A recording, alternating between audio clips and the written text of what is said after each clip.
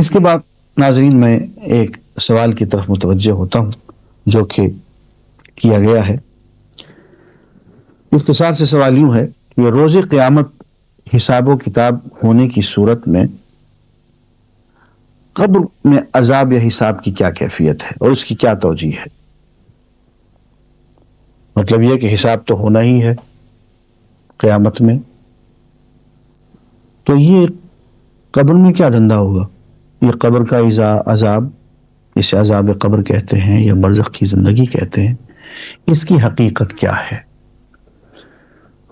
بات یہ ہے کہ اس دنیا کے اندر ہماری زندگی جو ہے وہ جسم اور جان کا اکٹھے رہنا ہے. یہ جسم اور روح جب جدا ہو جاتے ہیں، جسم اپنی جگہ پہ ہوتا ہے، روح اپنی جگہ پہ ہوتی ہے، صرف جدا ہو جاتے ہیں، اس کو ہم موت کہتے ہیں. اس موت کے عالم میں ہمارے جسم کو قبر میں دفن کر دیا جاتا ہے، اور وہاں لمحہ بلمحہ جب جب اللہ تعالیٰ چاہتے ہیں جسم کے اندر روح لوٹائی جاتی ہے.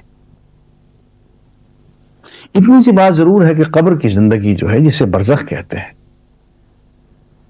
اس میں ترتیب ذرا سی بدل جاتی ہے. اس دنیا کے اندر ہمارے جو کچھ ہوتا ہے ہماری روح پہ جسم کے راستے سے ہوتا ہے. ہماری روح کو بھی عذاب پہنچتا ہے، تکلیف پہنچتی ہے تو جسم کے راستے سے. جسم پہ کوڑا پڑتا ہے تو روح بھی تڑپ اٹھتی ہے. کوئی نعمت اور لذت آتی ہے تو جسم کے راستے سے پہلے جسم کو پہنچتی ہے، پھر روح کو. اچھی غذا کھائی، ٹھنڈا پانی پیا، ٹھنڈا شربت پیا، جسم کو بھی راحت محسوس ہوئی، روح کو بھی. سوائے روحانی عبادتوں کے جو ذکر ہے کہ براہ راست ان کا روح سے تعلق. برزخ کی زندگی میں ترتیب ذرا الٹ جائے گی، پہلے روح اور پھر جسم. بات یہ ہے کہ حضور اکرم صلی اللہ علیہ وسلم نے یوں ارشاد فرمایا کہ الدنیا سجن المؤمن و جنت الکافر. یہ دنیا مومن کے لیے ایسے ہے جیسے قید خانہ، اور کافر کے لیے یوں جیسا کہ جنت. قید خانہ کیوں؟ کہ قید خانے میں ایک شخص پابندی کی زندگی گزارتا ہے، ایک خاص ڈسپلن کی زندگی گزارتا ہے. جیلر جس طرح سے چاہتا ہے اس کو ویسے زندگی گزارنا پڑتی ہے. خاص وقت پہ اٹھنا، خاص وقت پہ محنت کرنا، خاص ایک اس کو ڈسپلن میں سے گزارا جاتا ہے. اس ڈسپلن میں سے گزرنے پہ وہ مجبور ہوتا ہے. ایک مومن اپنے آپ کو اتنا ڈسپلن کر لیتا ہے کہ اس کی پوری زندگی لگی بدھی ہوتی ہے ایک خاص سانچے کے اندر. اس لیے فرمایا کہ دنیا سجن المومن، یہ دنیا جو ہے مومن کے لیے قید خانہ ہے. جس چیز پہ پابندی لگا دی وہ پابندی ہے، وہ اس کو استعمال نہیں کرے گا. جس کی اجازت ہے اس کو وہ استعمال کرے گا. جنت الکافر، کافر اس دنیا میں یوں کھل کھیلتا ہے جیسے کہ گویا وہ جنت میں رہ رہا، کوئی پابندی قبول نہیں کرتا ہے، جہاں چاہتا ہے منہ مارتا ہے. اب جب موت آتی ہے تو مومن کی حالت ایسی ہوتی ہے جیسے کہ اسے جیل سے رہائی حاصل ہو گئی. مرتے ہی یوں سمجھ لیجئے کہ اگلی دنیا میں لوگ اس کا استقبال کرتے ہیں، اس کی دعوتیں کرتے ہیں.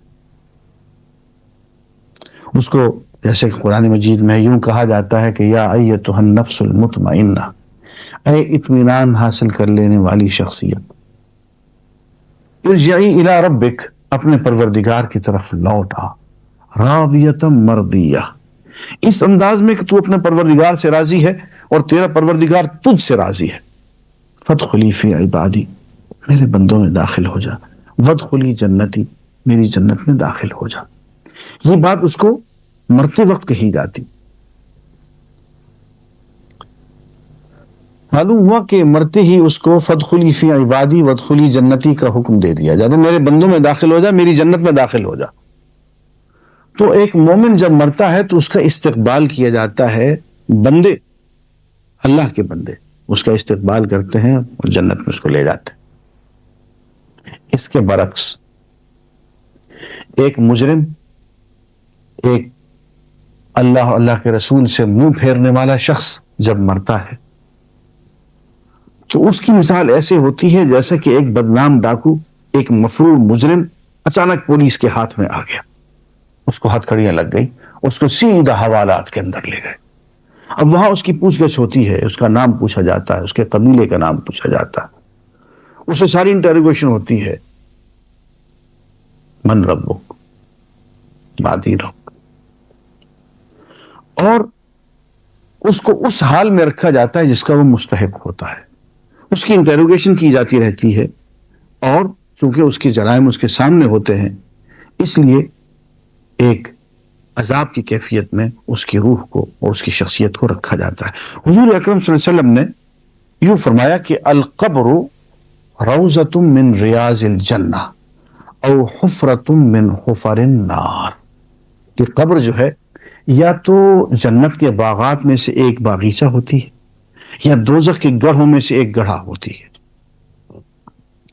ہم قرآن مجید میں دیکھتے ہیں سورہ یاسین کی ابتدا میں ایک واقعہ ہے بہت خوبصورت، کہ اللہ تعالیٰ نے اپنے دو نبی کسی بستی میں بھیجے، انہوں نے تبلیغ کی، لوگوں نے ان کی بات نہیں مانی، تو ایک تیسرا آدمی ان نبیوں کی مدد کرنے کے لیے، ان کی تائید کرنے کے لیے شہر کے دوسرے کونے سے آتا ہے اور گفتگو کرتا ہے، اور جیسا کہ قرآن مجید کے انداز بیان سے ظاہر ہوتا ہے کہ اس گفتگو کے نتیجے میں لوگ اس کی مخالفت کرتے ہیں، تلخی پیدا ہوتی ہے، جھگڑا ہوتا ہے، اس کو قتل کر دیا جاتا ہے۔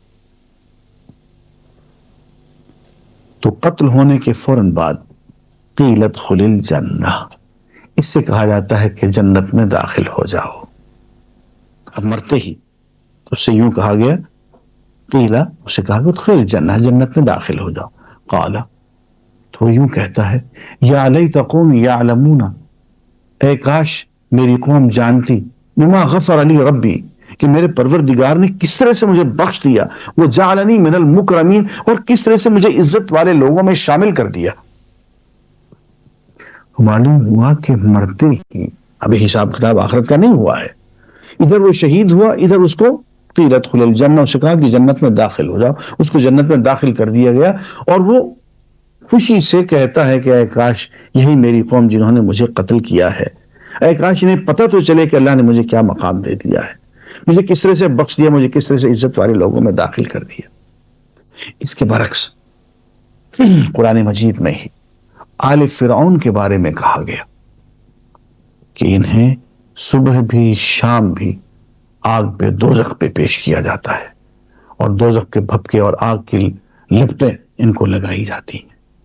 تو معلوم ہوا کہ یہ دو قبر کی زندگی جو ہے، برزخ کی زندگی جو ہے، ہر چند کی یہ مکمل زندگی نہیں ہے، یہ قیامت کا انتظار ہے، یہ ایک درمیانی درجے کی زندگی ہے، لیکن یہ کیفیات سے خالی نہیں ہے۔ یہ یا تو جنت کی کیفیات ہے اس میں، یا اس میں کچھ دوزخ کی کیفیات ہے۔